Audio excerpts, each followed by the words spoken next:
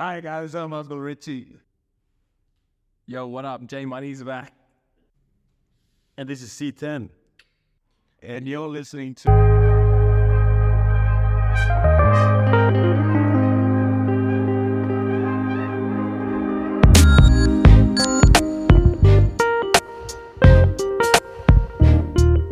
And we're back.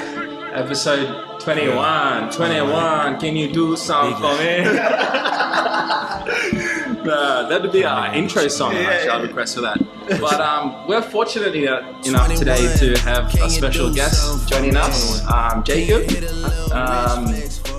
Lovely to have you on, bro. Oh, thank you, bro. So we obviously got in touch a couple of weeks ago and wanted to get you on the podcast and have a chat to you. So tell us a little bit about yourself. Well, first of all, I don't remember that's how the conversation went. I'm pretty sure I just showed up here and it was like, oh, this guy's Islander. Let's chat with episode 21. No, yes, but we have a conversation for a while. Yeah, so my name's Jacob Simil McQuire.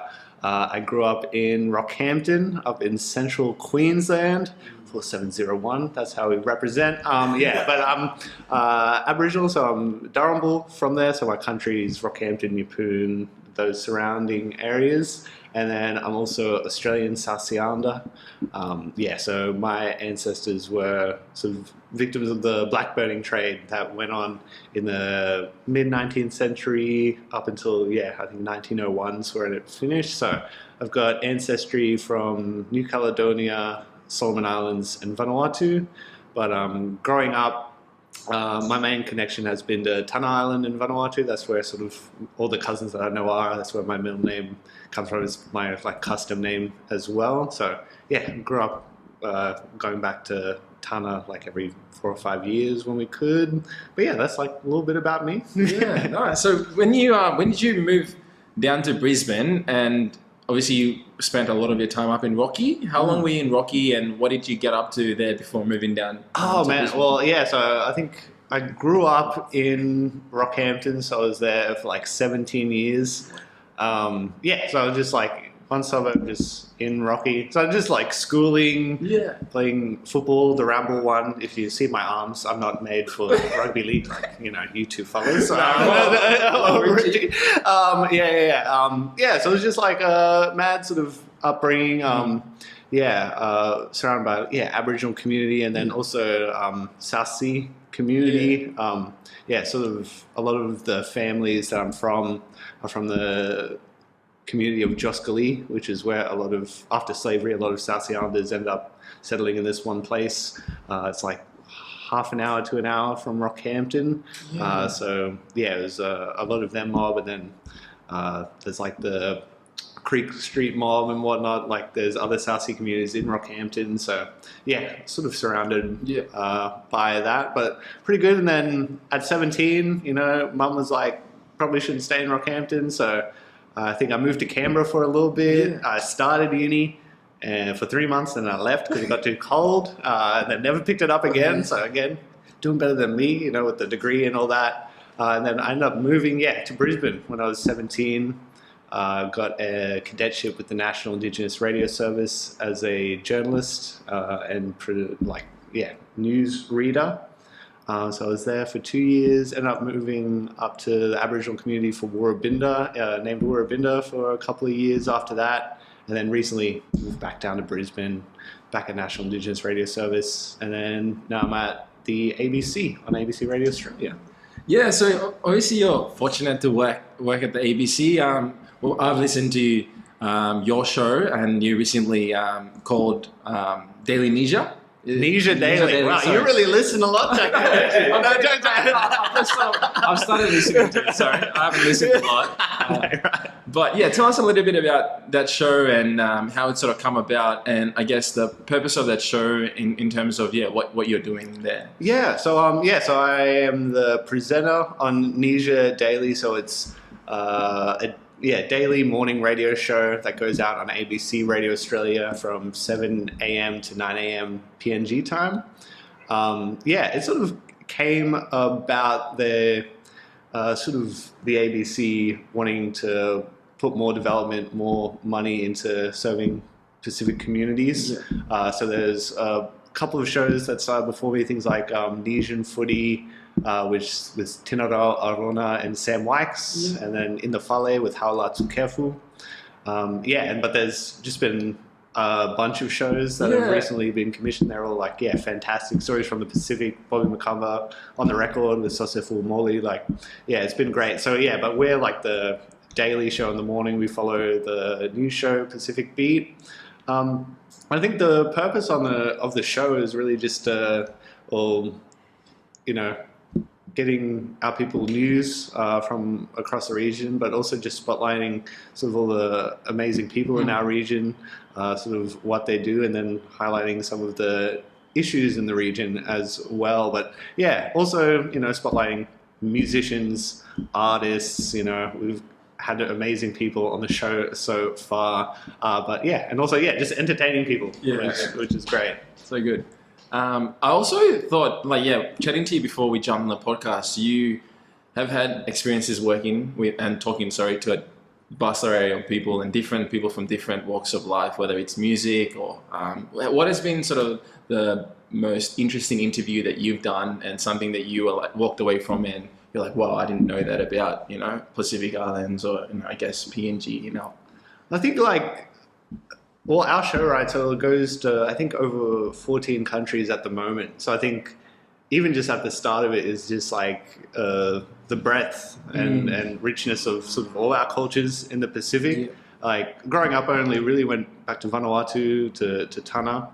So that's sort of the culture that I've grown up with. But you know what I mean? Getting to know about Papua New Guinea, all the cultures in Papua New Guinea, getting to know Samoan culture, Tongan culture, like even over the Kiribati, we spoke to someone from Hawaii.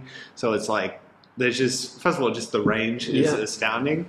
I think an interview I've interviewed, well, I don't want to put any of my other interviews out there, but feel free. I think Dame Meg Taylor was like a really big one for me. So she was like the first woman to be the General Secretary of the Pacific Islands Forum. And it was just a amazing meeting someone like that, knowing sort of all the work that they've put into developing politics in our region, but also she was there sort of at the start of Papua New Guinea's independence and was working alongside Michael Samade. So and then she was also someone who's really keen on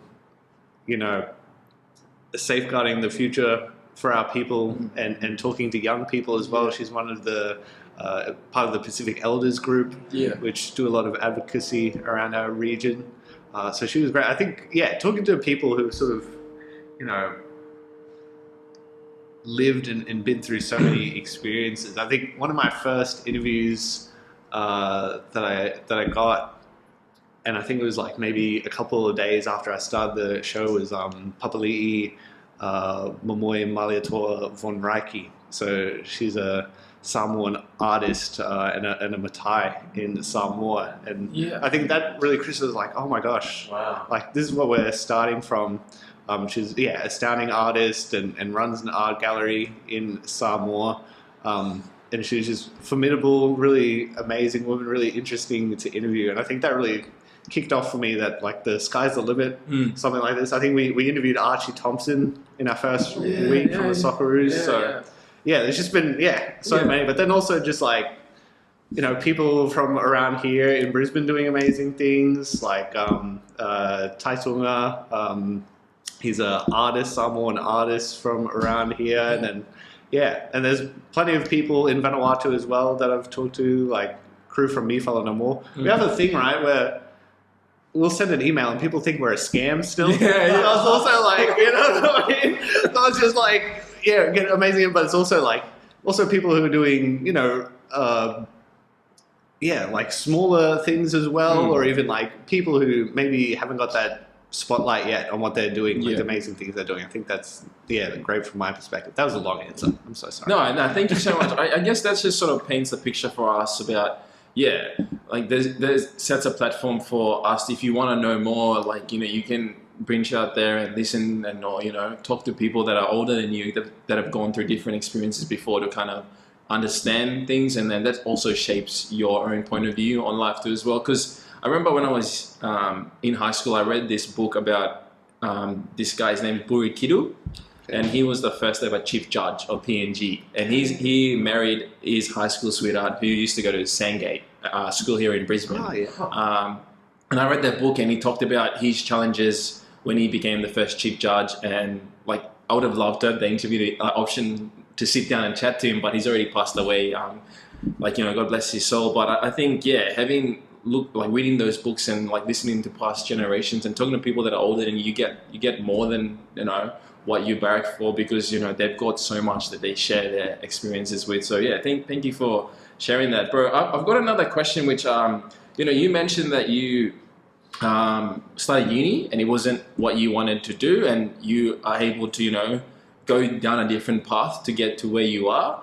Like, for those that are listening, like, I'd love for you to share your experiences about, you know, the challenges that you overcome in terms of going down a different path and getting to where you are, because eventually, like, I feel that uni isn't not for everyone, and there's other parts in life where you can make a career for yourself and be successful. So love for you to share, a couple of, you know, tips that you had implemented to get you to where you are now, essentially. Yeah, I don't even, it's sort of like, I think with uni itself, so I moved to Canberra.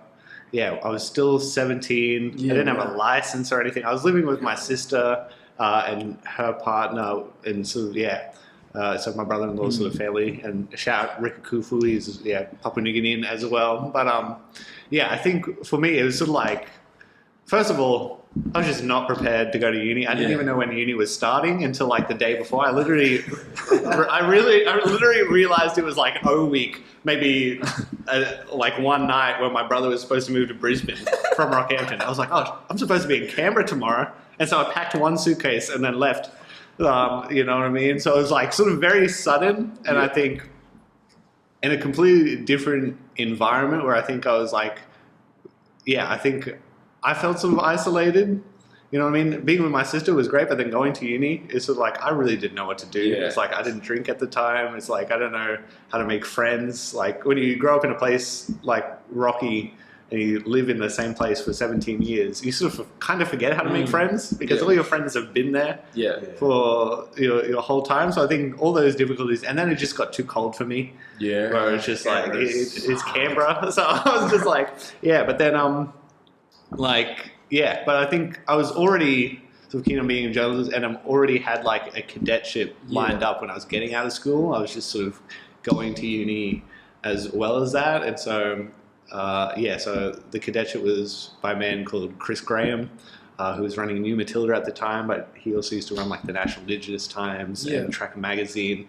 And so my sister's a journalist as well, so that also like helped. And I was able to come to Brisbane and go to NES, and I think radio is something that I like fell in love with at the beginning.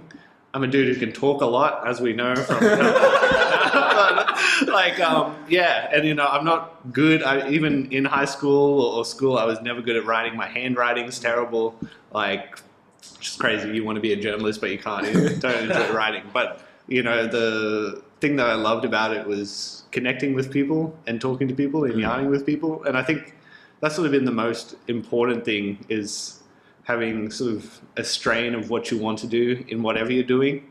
All right, like it doesn't matter what you do. If there's a part of something that you love, and maybe you have to leave it for a while, or you have to transition into something else, make sure that part's still there in what you're doing. Or if you have to find it outside of what you're doing, then go do that. And I've just been blessed sort of in my travels and my paths that things have sort of lined up for me over the years, which is like I don't know if you know what I mean, why that's happened, but it's just sort of has. But I think that's sort of been the main thing for me. I'll ask you an outside question. When you were younger, what was your dream job? Was it always journalism or? Bro, I'll be legit. Like, I have never had like a dream, which is terrible to say, but it's just sort of like I've sort of always been in a space where, I don't know. I never really knew what I wanted to do. Happy going with the flow? That's what I mean. Like I could never envision, I want to be this. Like maybe when I was a kid, maybe like a soccer player or something. But that was fine. That was never going to work out for me. All right, I'm not that fit.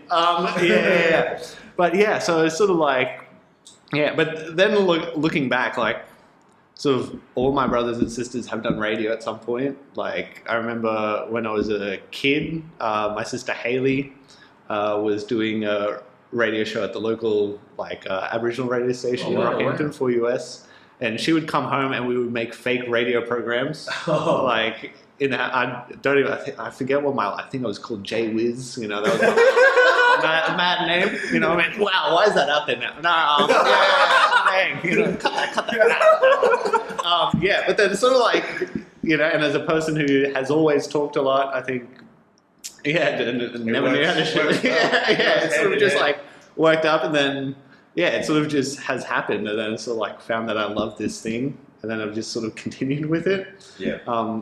Like journalism for me is something where like I thought I'd probably be good at it, but it wasn't like, oh, growing up I'm gonna study and be a journalist. You know what I mean? Mm-hmm. So yeah, it's pretty. And now, is it something that you really see yourself in next 5-10 years? You know, well, as someone without a degree, all right, I'll say, all I've done is radio, so it's the only thing I'm really qualified to do, and even that, how qualified am I really? It's probably something I just want to keep going with. I don't envision myself wanting to do anything else. I think even going back to like writing isn't something. I think you fall in love with what you do, and that's sort of what my life looks like in the next 10 years. I'm not sure, but hopefully I'm still talking. In life nowadays, it's just you never know where you can end up. One door closes, another one opens, and it's all about the people you meet as well. And that's how I fell into the role I'm in now. Like if someone seems like a really good person and you really want to work with them, and things might be going sort of not too well at a previous job, then that jump could be different, but it could be the next opportunity. So it's so hard to ask someone 5 to 10 years nowadays, because I think the world's changed. Speaking of change too as well, Richie, that you have worked in radio for a while now, how have you seen the impact of digital audio with like Spotify affecting traditional radio broadcasting like your ABC and things like that from your perspective? Oh yeah, I'll say, I don't know, people think of it as sort of like a, digital versus radio, right? Where it's just like, I think it's really helped radio. Like for instance, our show, if someone misses it in the morning, back in the day it used to be like, well, that was it. You're not listening to, unless we've taken a recording of that and play it somewhere later, you're not going to get that again. Now it will live online for 4 weeks. All the interviews will live online, that we do. So it's actually a really great help. I think from a radio standpoint, you also have to, engagement now is so online as far as getting the show out there or what you do out there. We've really been trying to push, sort of digital content to go along with a lot of our shows. A lot of the interviews I'll do now is over Zoom or something. So we, have a visual element. I think that's really important in radio now. But I think all of this has made radio a more exciting place to me, especially in terms of engagement, creating conversations. We're not restricted to just a text line now. I can look on Facebook and see, oh well, this conversation's happening in Papua New Guinea, or this is happening in Samoa. So it's sort of it's going hand in hand for me, which I think is awesome. That's so good, because I didn't see it from that perspective, because my assumption was now everyone's consuming media differently from a not away from that traditional side of things, but it's actually helping the growth of it more and allowing people to, the catch-up side of things. Even with television, traditional television back when you were in the 50s, you would watch, or 60s, even up until 90s, you'd be watching it, and if you miss that show at 7:30, you can't catch up on it. But now you've got B-Board where you can go and watch the video online after you sign up. So I think that's, a really good way to look at media as a whole in terms of the way it's consumed. And I think, even so all of our ABC streams are now in an app. You know what I mean? ABC Listen. Which is I don't think is sort of everywhere around the Pacific, but here in Australia, that's the only way to consume like our show is, Yeah. is via that app, which is like good. I think it's like, you know what I mean. I think also when we look at podcasting, right, sort of people are getting trained now to listen to an hour of something at a time, right? Which in radio wasn't the case. It's like, I'm going to listen to this for 15, 20 minutes in the car. Yeah. And that's it. So I think it's also like we talk about a short attention span. Yeah. You know what I mean? And I think having video and stuff helps with keeping engagement and whatnot. But it's also like people are willing to sit down and listen to someone interesting for, you know, a bit longer now, which I think is great. That's so true, because I listen to this podcast every morning for 12 minutes. It's called ABC Daily by Samantha Hawley, and she hosts it, and she talks about these topics that are trending. But I feel like 12 minutes is too short. Like I want like a 30-minute episode, which is to your point. Like now my attention span to listening to certain music, podcasting is just growing because I guess you're engaging with the community. You feel like you're part of that podcasting in a way. I think a big part of it too with the podcast is being able to just plug your AirPods in and then you can go about your day. Like you can do other things, but also listen. Yeah. So like it's easy to, you know, pump out a 1 hour episode when you're at the gym. Because, you know, you're just... I don't know about that, but... Or if you go for a walk. I don't know about that either. Even sometimes at work, like if I feel, you know, I'm a bit drained and I need something to just, you know, spice things up a bit and get the blood flowing again, I'll put on a podcast and just, you know, write a few things down. So yeah, it just helps. Things are just getting so easy now. Yeah, no, that's it. Well, thank you so much for jumping on, Jacob. Really appreciate you sharing your story, brother. It's really good. We'll make sure to put your show, the link, onto our podcast, and because we do have a little bit of a following from PNG on our podcast, and it's really good that you've jumped on and shared some insight, and I definitely learnt a lot just talking to you. And I think for all PNG people out there and other brothers from the Pacific and sisters from the Pacific nation, that like we're one soul water, as we say in PNG, one water. So I think good that you've shared your experiences and you're promoting, like, you know, Pacific as a whole to everyone. So thanks again, brother, for jumping on. No worries. Thank you so much for having me. Cheers. Yeah.